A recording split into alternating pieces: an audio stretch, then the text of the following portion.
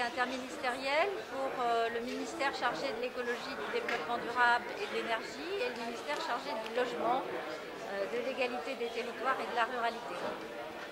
Alors Madame, un mot sur votre présence ce matin à cette conférence. C'était important que la présence ministérielle soit là? Oui, je crois que c'est important parce qu'il y a vraiment un souci de l'ensemble des ministères concernés par la filière forêt-bois, qui sont nombreux, de développer la récolte de bois pour répondre à des enjeux de politique publique qui sont actuels et futurs et qui reposent en grande partie sur la transition énergétique et climatique. Et donc développer la filière bois, c'est en partie répondre à ces enjeux. Alors aujourd'hui, on a plus parlé construction, cette filière bois dans la construction. Comment l'État appuie cette filière construction?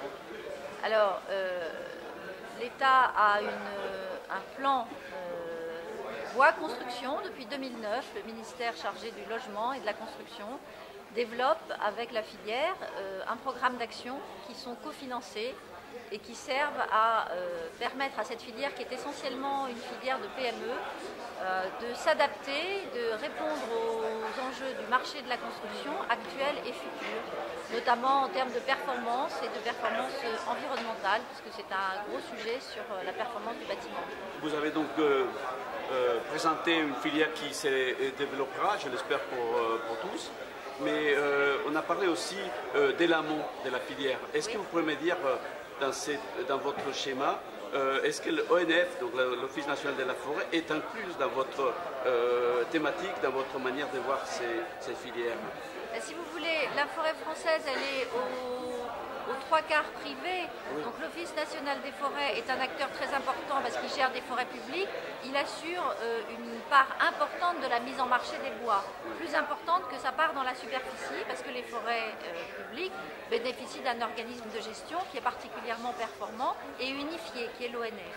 Donc évidemment que l'ONF est un acteur important du marché du bois et concerné par toutes les problématiques d'approvisionnement de cette filière. Mais ce qu'on cherche à faire aussi, c'est à développer davantage la gestion durable dans les forêts privées, parce que là, il y a un réservoir de matériaux qui est important et qui devrait être mieux mobilisé.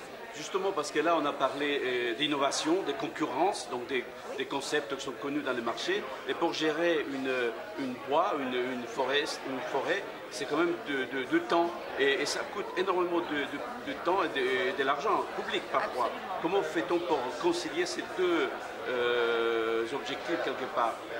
Eh bien, pour le moment, on constate qu'effectivement, le marché n'absorbe que la moitié de la production annuelle. Donc on voit bien que, économiquement parlant, on n'arrive pas à rentabiliser la totalité de ce qu'on produit, ce qui serait quand même l'idéal.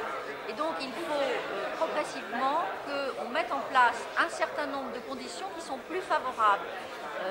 Toutes les communes rurales actuellement se plaignent du fait que l'éducation globale ont diminué. Et de ces faits, ils ne mettent plus de l'argent dans l'ONF. Mais si vous voulez, l'origine de la situation de sous-exploitation de la forêt française, elle vient aussi en grande partie et majoritairement des conditions dans lesquelles se situe la forêt privée, qui est une forêt éparpillée avec beaucoup de propriétaires, dans laquelle il y a besoin d'animation et il y a besoin de formation, parce que les propriétaires forestiers ne sont pas des professionnels de la production forestière dans leur grande majorité.